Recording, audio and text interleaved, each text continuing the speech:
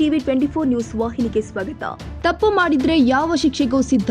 ಹಳಿಯಾಳ ಪುರಸಭೆ ಸಮಗ್ರ ಅಭಿವೃದ್ಧಿಗೆ ಬದ್ಧ ಅಂದ್ರು ಮುಖ್ಯ ಅಧಿಕಾರಿಗಳು ಆದ ಅಶೋಕ ಸಾಳೆನವರ್. ಹೌದು, ಉತ್ತರ ಕನ್ನಡ ಜಿಲ್ಲೆಯ ಹಳಿಯಾಳ ಪುರಸಭೆಯ ಮೇಲಿನ ಭ್ರಷ್ಟಾಚಾರ ಪ್ರಕರಣಗಳ ಆರೋಪಗಳ ಬಗ್ಗೆ ಪತ್ರಿಕೆಯಲ್ಲಿ ಪ್ರಕಟವಾಗುತ್ತಿರುವ ಬಗ್ಗೆ ಇಂದು ನಮ್ಮ ನ್ಯೂಸ್ ಸಮೂಹದೊಂದಿಗೆ ಮಾತನಾಡಿದ ಹಳಿಯಾಳ ಪುರಸಭೆಯ ಮುಖ್ಯ ಅಧಿಕಾರಿಗಳು ಆದ ಅಶೋಕ ಸಾಳೆನವರ್ ಅವರು ಪ್ರಗತಿಪರ ಕೆಲಸಗಳು, ಭ್ರಷ್ಟಾಚಾರ ಆರೋಪಗಳು ಸೇರಿ ವಿವಿಧ ವಿಷಯಗಳ ಬಗ್ಗೆ ಸ್ಪಷ್ಟನೆ ಕೊಟ್ಟಿದ್ದಾರೆ.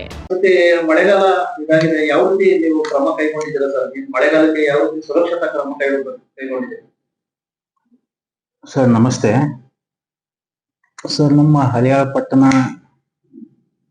ಸುಮಾರು 72 ಕಿಲೋಮೀಟರ್ ಡ್ರೈನ್ ಅನ್ನ ಒಳಗೊಂಡಿದೆ. ಅದಕ್ಕೆ ಸಂಬಂಧಪಟ್ಟಂಗೆ ನಾವು ಈಗಾಗಲೇ ಜನವರಿಯಿಂದನೇ ಕಾಮಗಾರಿಯನ್ನ ಸ್ಟಾರ್ಟ್ ಮಾಡಿದ್ದೀವಿ.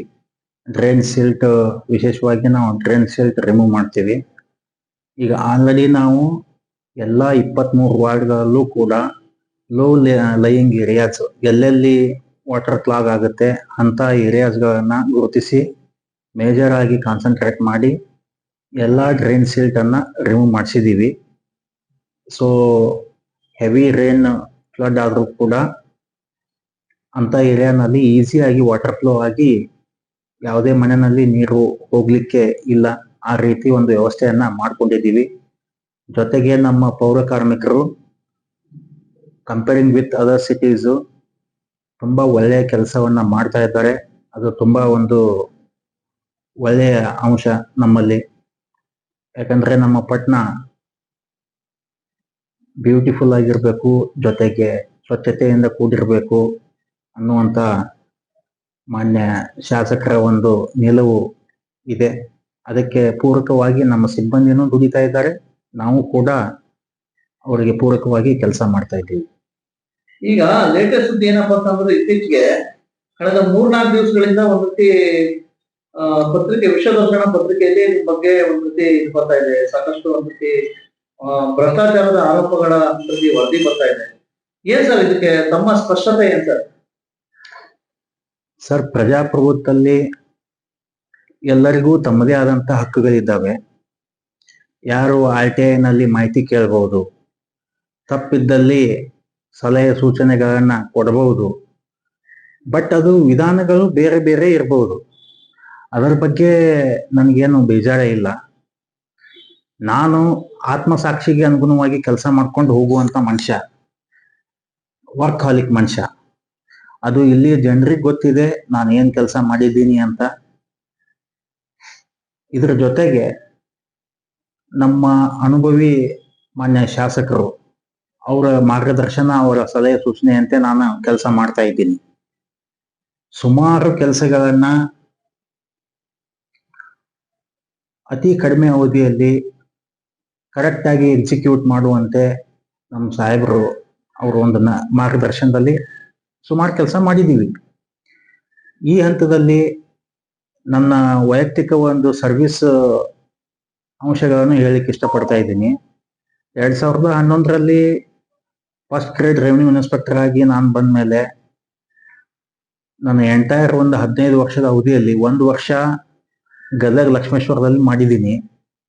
ಉಳಿದಂತ ಅವಧಿಯನ್ನ ನಾನು ಹಳಿಯಾಳದಲ್ಲೇನೆ ಮಾಡಿದ್ದೀನಿ, ವಿವಿಧ ಹುದ್ದೆಗಳಲ್ಲಿ ಮಾಡಿದ್ದೀನಿ ಅಷ್ಟೇ. ಈಗ ಮುಖ್ಯಾಧಿಕಾರಿಯಾಗಿ ನವೆಂಬರ್ 2022ರಿಂದ ನಾನು ಈ ಹುದ್ದೆಯನ್ನ ನಿರ್ವಹಿಸ್ತಾ ಇದ್ದೀನಿ. ಅದಕ್ಕೆ ಸಂಬಂಧಪಟ್ಟಂಗೆ ಹಲವು ಆರೋಪಗಳು ಬಂದಿದ್ದಾವೆ.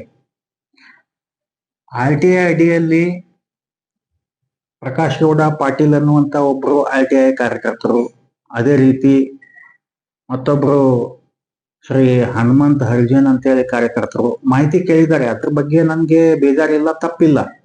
ಅವ್ರು ಕೇಳಿದ್ದು ಸರಿ ಇದೆ, ಅದಕ್ಕೆ ಸಂಬಂಧಪಟ್ಟಂಗೆ ನಾವು ಮಾಹಿತಿಯನ್ನು ಕೊಟ್ಟಿದ್ದೀವಿ.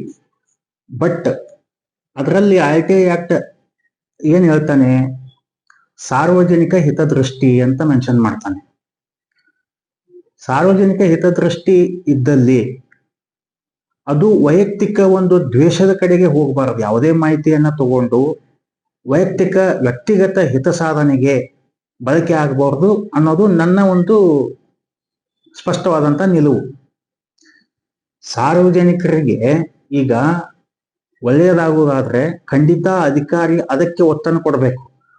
ಸಂಬಂಧಪಟ್ಟಂತ ಮಾಹಿತಿಯನ್ನ ಕೊಟ್ಟ ಮೇಲೆ ಅದನ್ನ ನಾವು ಸಾಮಾಜಿಕ ಜಾಲತಾಣದಲ್ಲಿ ಬಿಡ್ಲಿಕ್ಕೆ ನಮ್ಗೆ ಅನುಮತಿ ಕೊಡಿ ಅಂತ ಹೇಳೋದು, ದಿನಾಂಕವನ್ನ ನಿಗದಿಪಡಿಸಿ ಬಹಿರಂಗ ಚರ್ಚೆಗೆ ಬನ್ನಿ ಅಂತ ಕೇಳೋದು, ಆಮೇಲೆ ಸುಳ್ಳು ಜಾತಿ ನಿಂದನೆ ಪ್ರಕರಣವನ್ನ ಮುಖ್ಯಾಧಿಕಾರಿ ಹಾಗೂ ಸಿಬ್ಬಂದಿಗಳ ಮೇಲೆ ದಾಖಲು ಮಾಡುವುದು, ಮತ್ತು ನೀರಿನ ಶುಲ್ಕ ವಸೂಲಿ ಮಾಡಕ್ಕೆ ನಮ್ಮ ಸಿಬ್ಬಂದಿ ಹೋದಾಗ ಅವ್ರ ಮೇಲೆ ಮಾನಹಾನಿ ಪ್ರಕರಣವನ್ನ ದಾಖಲು ಮಾಡೋದು, ಇವೆಲ್ಲ ವೈಯಕ್ತಿಕ ದ್ವೇಷ ಭಾವನೆ ಮತ್ತು ವ್ಯಕ್ತಿಗತ ಹಿತ ಸಾಧನೆಗಾಗಿ ಇರುವಂತ ಟೂಲ್ ಆಗಿ ಇದು ಕಾಣಿಸುತ್ತೆ. ಆ ಒಂದು ಒಂದು ಹಿನ್ನೆಲೆಯಲ್ಲಿ ಒಬ್ಬ RTI ವ್ಯಕ್ತಿ ಸುಮಾರು 142 ಅರ್ಜಿಗಳನ್ನು ಸಲ್ಲಿಸಿದಾಗ ನಾವು ಸುಮಾರು 48 ಅರ್ಜಿಗಳಿಗೆ ಮಾಹಿತಿಯನ್ನು ಕೊಟ್ವಿ. ನಾನು ಈಗ 3 ಅಂಶಗಳನ್ನು ಏನು ಹೇಳಿದ್ದೀನಲ್ಲ, ಈ ಆಧಾರದ ಮೇಲೆ ಇವು ಸಾರ್ವಜನಿಕ ಹಿತಾಸಕ್ತಿಯಿಂದ ಕೂಡಿಲ್ಲ ಅಂತೇಳಿ ನಮಗೆ ಪರಿಗಣನೆಗೆ ಬಂದ ಮೇಲೆ ನಾವು ಅವನ್ನ ಮಿಕ್ಕಿದ್ದನ್ನ ವಿಲೆ ಮಾಡಿದ್ವಿ. ಸೊ ಅದನ್ನೇ ಒಂದು ಕುಂಟು ನೆಪ ಮಾಡಿಕೊಂಡು ನಮ್ಮ ಸಿಬ್ಬಂದಿಗಳ ಮೇಲೆ ಒಂದು ರೀತಿ ಶೋಷಣೆ ಮಾಡೋದು, ಸಿಬ್ಬಂದಿಗಳಿಗೆ ಬೈಯೋದು, ಈ ರೀತಿ ಮಾಡ್ತಾ ಇದ್ರೆ ಸೊ ಯಾರಿಗೇ ಆಗಲಿ ಮಾನಸಿಕವಾಗಿ ತುಂಬಾ ಹಿಂಸೆ ಆಗತ್ತೆ, ಕೆಲಸ ನಿರ್ವಹಿಸೋದು ತುಂಬಾ ಕಷ್ಟ ಆಗತ್ತೆ. ಯಾಕಂದ್ರೆ ಇದು ಒಂದೇ ಕೆಲಸ ಇರೋದಿಲ್ಲ. ಮುನ್ಸಿಪಾಲಿಟಿ ಅಂತಂದ್ರೆ ಪ್ರತಿದಿನನೂ ನಿತ್ಯವೂ 100 ಸಮಸ್ಯೆಗಳಿರ್ತವೆ. ಪ್ರತಿದಿನವೂ ಒಂದು ಹೊಸ ಸಮಸ್ಯೆ ಇದ್ದೇ ಇರುತ್ತೆ. ನೀರಿನ ಸಮಸ್ಯೆ, ಕಸದ ಸಮಸ್ಯೆ, ಸ್ಟ್ರೀಟ್ ಲೈಟು, ಯಾವುದೋ ಒಂದು ಪ್ರಾಣಿ ಸತ್ತಿರತ್ತೆ, ತೆಗೆದು ಹಾಕ್ಬೇಕಾಗತ್ತೆ. ಗೌರ್ಮೆಂಟ್ ಇಂದ ಯಾವುದೋ ಮಾಹಿತಿ ಕೇಳಿರ್ತಾರೆ, ಇಮಿಡಿಯೇಟ್ ಆಗಿ ಅದನ್ನ ಸಲ್ಲಿಸ್ಬೇಕಾಗಿರತ್ತೆ. ಯಾವ್ದಾದ್ರು ಆಕ್ಷನ್ ಪ್ಲಾನ್ ರೆಡಿ ಮಾಡ್ಬೇಕಾಗಿರತ್ತೆ ಇಮಿಡಿಯೇಟ್ ಆಗಿ. ಅದ್ರ ಜೊತೆಗೆ ಸಾರ್ವಜನಿಕ ಜನಪ್ರತಿನಿಧಿಗಳು ಏನಾದ್ರೂ ಇಶ್ಯೂಸ್ ಇರ್ತವೆ, ಅವನ್ನೆಲ್ಲ ಬಗೆಹರಿಸೋದಕ್ಕೆ ಒಂದೇ ಮಾತಲ್ಲಿ ಹೇಳೋದಾದ್ರೆ ಮುನ್ಸಿಪಾಲಿಟಿಗೆ 58 ಕೆಲಸ. ಆ 58 ಕೆಲಸದಲ್ಲಿ ಈ RTI ಇದ್ದು ಒಂದು ಕೆಲಸ.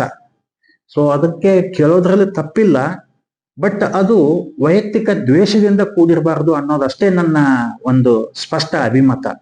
ಅಲ್ಲ, ಈಗೇನು ಕೆಲವೆಲ್ಲ ಲೋಕಾಯುಕ್ತ ಪ್ರಕರಣದಲ್ಲಿ ಏನು ಇದು ದಾಖಲಾಗಿದೆಯಂತಲ್ಲ ಸರ್ ತಮ್ಮ ವಿರುದ್ಧ? ಸರ್ ನೋಡಿ, ಪ್ರತಿಯೊಬ್ಬ ವ್ಯಕ್ತಿನೂ ಕೂಡ ಸರ್ಕಾರದಿಂದ ಸ್ಥಾಪನೆಗೊಂಡಂತ ಯಾವುದೇ ತನಿಖಾ ಸಂಸ್ಥೆಗೆ ಸರ್ಕಾರಿ ನೌಕರ ಬದ್ಧನಾಗಿರಬೇಕು. ಅದು ನನ್ನ ಸ್ಪಷ್ಟವಾದಂತ ನಿಲುವು. ಯಾವುದೇ ತನಿಖಾ ಸಂಸ್ಥೆ ಒಬ್ಬ ಅಧಿಕಾರಿ ವಿರುದ್ಧ ತನಿಖೆಯನ್ನ ನಡೆಸ್ತಾ ಇದ್ದಾಗ, ಆ ತನಿಖೆಯು ಪ್ರಗತಿಯಲ್ಲಿದ್ದಾಗ ನಾವು ಯಾವುದೇ ಒಂದು ನಮ್ಮದೇ ಆದಂತ ನಿಲುವನ್ನ ಹೇಳಲಿಕ್ಕೆ ಬರುವುದಿಲ್ಲ. ಅದು ಏನು ತೀರ್ಮಾನ ಮಾಡ್ತೈತೆ ಅದನ್ನ ನಾವು ಫೇಸ್ ಮಾಡ್ಲಿಕ್ಕೆ ನಾವು ರೆಡಿ ಇದ್ದೀವಿ. ಅದು ನಮ್ಮ ಸ್ಪಷ್ಟವಾದ ತೀರ್ಮಾನ. ಈಗ ಯಾವುದೇ ಫಾರ್ ಎಕ್ಸಾಂಪಲ್ ಕೆಲವು ವ್ಯಕ್ತಿಗಳು ತಪ್ಪು ಮಾಹಿತಿಯನ್ನ ಬಹಳ ಸ್ಪ್ರೆಡ್ ಮಾಡ್ತಾ ಇದ್ದಾರೆ. ಸುಮಾರು ಬಡಾವಣೆಯಲ್ಲಿ ಏನು ಅದು ಅವ್ಯವಹಾರ ಆಗಿದೆ, ಹಾಗಾಗಿದೆ ಅಂತೇಳಿ. ಈಗ ನೀವು ಒಂದು ಲ್ಯಾಂಡ್ ಎಣ್ಣೆ ಆದ್ಮೇಲೆ ಏನಾಗಬೇಕು, ಅದಕ್ಕೆ ಪ್ರೊಸೀಜರ್ಸ್ ಇದೆ. ಟೌನ್ ಪ್ಲಾನಿಂಗ್ ಡೆವಲಪ್ಮೆಂಟ್ ಮ್ಯಾಪ್ ಆಗುತ್ತೆ. ಮ್ಯಾಪ್ ಆದ್ಮೇಲೆ ಮುನ್ಸಿಪಾಲಿಟಿಯಿಂದ ವರ್ಕ್ ಆರ್ಡರ್ ಇಶ್ಯೂ ಆಗುತ್ತೆ. ಆಮೇಲೆ ಅಭಿವೃದ್ಧಿ ಕಾಮಗಾರಿಗಳು ಸ್ಟಾರ್ಟ್ ಆಗ್ತವೆ. ಅಭಿವೃದ್ಧಿ ಕಾಮಗಾರಿ ಆದ್ಮೇಲೆ ಅವನು ಎಲ್ಲ ಡೆವಲಪ್ಮೆಂಟ್ ಮಾಡಿದ ಮೇಲೆ ಸೈಟ್ಸ್ ರಿಲೀಸ್ ಆಗ್ತವೆ.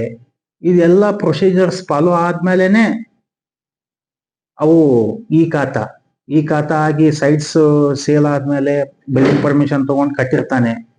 ಆದ್ರೆ ಇವು ಹಂತವಾಗಿ ಸರ್ಕಾರದಿಂದ ಏನು ಸರ್ಕ್ಯುಲರ್ಸ್ ಏನ್ ಫಾಲೋ ಅಪ್ ಆಗ್ತಾ ಇದ್ದಾವೆ, ಲೇಔಟು 1 ವರ್ಷದಲ್ಲಿ 2 ವರ್ಷದಲ್ಲಿ ಅವು ಆಗೋದಿಲ್ಲ.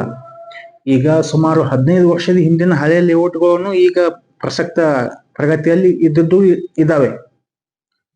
ಅಂತ ಒಂದು ಸಂದರ್ಭದಲ್ಲಿ ಏನಾದ್ರೂ ರಸ್ತೆಗಳು ಮಾಡಿದ್ದು ಮಳೆ ಬಂದಾಗ ಕೊಚ್ಕೊಂಡು ಹೋಗಿರ್ತವೆ. ಅಂತವನ್ನೆಲ್ಲ ಮಾಡಿ ಮತ್ತೆ ನಾವು ಸಾಹೇಬ್ರ ಗಮನಕ್ಕೆ ತಗೊಂಡ್ಬಂದು ಎಲ್ಲಿ ಜನವಸತಿ ಚೆನ್ನಾಗಿದೆ ಅಂತ ಒಂದು ರಸ್ತೆಗಳನ್ನು ಕೂಡ ನಾವು ಮತ್ತೆ ಅಭಿವೃದ್ಧಿ ಕಾಮಗಾರಿ ವರ್ಕ್ಸ್ ಅಲ್ಲಿ ತಗೊಂಡು ಮಾಡಿಕೊಟ್ಟದ್ದು ಇದೆ. ಸೊ ಇಲ್ಲಿ ಯಾವುದೇ ಒಂದು ಲೇಔಟ್ ಅಲ್ಲಿ ಅಂತ ಯಾವುದೇ ಒಂದು ಅವ್ಯವಹಾರ ನಡೆದಿದ್ದು ಇರುವುದಿಲ್ಲ. ಅದು ತನಿಖೆಯಿಂದ ಮಾತ್ರ ಗೊತ್ತಾಗ್ಲಿಕ್ಕೆ ಸಾಧ್ಯ. ಸೊ ಈಗ ಲೋಕಾಯುಕ್ತ ಹಂತದಲ್ಲಿ ಇರುವಂತ ನಾವು ಅವರಿಗೆ ಸುಮಾರು ಇಲ್ಲಿವರೆಗೆ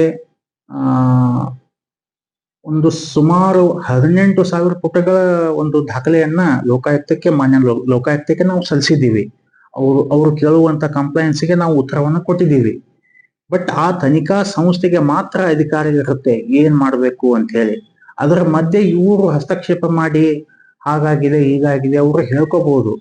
ಬಟ್ ನಿಜವಾಗಿ ಏನ್ ಆಗಿದೆ ಅದು ತೀರ್ಮಾನವನ್ನ ಸಂಬಂಧಪಟ್ಟಂತ ತನಿಖಾ ಸಂಸ್ಥೆ ನಿರ್ವಹಿಸಬೇಕು. ಇನ್ನೂ ಬಂದಿಲ್ಲ, ಪ್ರಗತಿ ಹಂತದಲ್ಲಿ ಇದೆ ಅದು. ಈಗ ಒಟ್ಟಾರೆ ಏನ್ ಯಾಕೆ ಏನು ಒಂದು ರೀತಿ ಆರೋಪಗಳು ಪ್ರತ್ಯಾರೋಪಗಳು ಯಾಕೆ ಸರ್ ಈ ರೀತಿ ಏನು ಸರ್? ಇದು ಪ್ರಜಾಸತ್ತಾತ್ಮಕ ದೇಶ, ಯಾರು ಬೇಕಾದ್ರೂ ಯಾವುದೇ ರೀತಿಯಾದಂತ ಆರೋಪಗಳನ್ನು ಮಾಡಬಹುದು. ಏನು ನಿಜ ಅಂತಂದ್ರೆ ಅವನು ಮಾಡಿರುವಂತ ಕೆಲಸ ಅದು ಸರಿ ಇದೆಯೋ ತಪ್ಪಿದೆಯೋ ಅಂತೇಳಿ ತೀರ್ಮಾನ ಮಾಡ್ಲಿಕ್ಕೆ ಇಲಾಖೆ ಇದೆ, ತನಿಖಾ ಸಂಸ್ಥೆಗಳಿದ್ದಾವೆ, ಅವು ನಿರ್ಧಾರ ಮಾಡ್ತವೆ. ಅದರ ಆ ಅಧಿಕಾರಿ ಸರಿ ಇದ್ದಾನೋ ಇಲ್ವೋ, ಇದ್ರೆ ಎಷ್ಟರ ಮಟ್ಟಿಗೆ ಇದ್ದಾನೆ ಅನ್ನೋದನ್ನ ನಿರ್ಧಾರ ಮಾಡುವಂತವು ತನಿಖಾ ಸಂಸ್ಥೆಗಳು.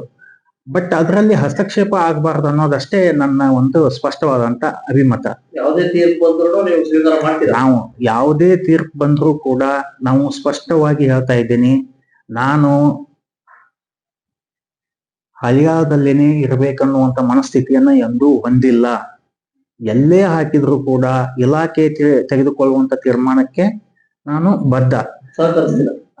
ನಾವು ಹೋಗ್ಲೇಬೇಕು ಸರ್. ಇದು as per government guide line protocol ಪ್ರಕಾರ ನಮ್ಮ ಹೈಯರ್ ಅಥಾರಿಟಿ ಏನೇ ಇನ್ಸ್ಟ್ರಕ್ಷನ್ ಪಾಸ್ ಮಾಡಿದ್ರು ಒಬ್ಬ ಸರ್ಕಾರಿ ಅಧಿಕಾರಿಯಾಗಿ ಸಾರ್ವಜನಿಕ ನೌಕರರಾಗಿ ನಾವು ಕರ್ತವ್ಯ ನಿರ್ವಹಿಸಬೇಕು, ಅದನ್ನೇ ಅದೇ ರೀತಿ ನಾನು ಮಾಡ್ತೀನಿ.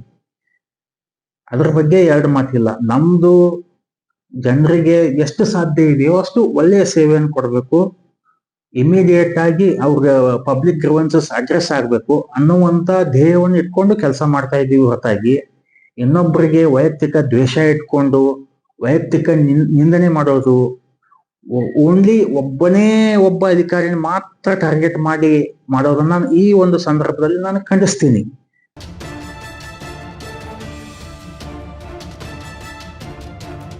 ಕನ್ನಡಿಗರ ಮೆಚ್ಚಿನ ನಿಮ್ಮ ಟಿವಿ 24 ಕನ್ನಡ ನ್ಯೂಸ್ ವಾಹಿನಿ ಇದೀಗ ಟಿವಿಯಲ್ಲಿ ಲಭ್ಯ. ಕರ್ನಾಟಕ ಮತ್ತು ದೇಶ ವಿದೇಶದ 360 ಡಿಗ್ರಿ ಸುದ್ದಿ ಹಾಗೂ ಉತ್ತರ ಕರ್ನಾಟಕ, ಬೆಳಗಾವಿ, ಬಾಗಲಕೋಟೆ, ಧಾರವಾಡ, ಹಾವೇರಿ, ಗದಗ, ಬಿಜಾಪುರ ಜಿಲ್ಲೆಯ ಕ್ಷಣ ಕ್ಷಣದ ವಿವರವನ್ನ ಪಡೆಯುವುದಕ್ಕೆ ಟಿವಿ 24 ಕನ್ನಡ ನ್ಯೂಸ್ ವಾಹಿನಿಯನ್ನ ಲೈಕ್ ಮಾಡಿ, ವಿಡಿಯೋಗಳನ್ನ ಶೇರ್ ಮಾಡಿ, ಕಮೆಂಟ್ ಮಾಡುವ ಮೂಲಕ ನಮ್ಮ ವಾಹಿನಿಗೆ ಸಹಕಾರ ನೀಡಿ ಮತ್ತು ಚಾನೆಲ್ ಅನ್ನ ಸಬ್ಸ್ಕ್ರೈಬ್ ಮಾಡಿ. Thank you.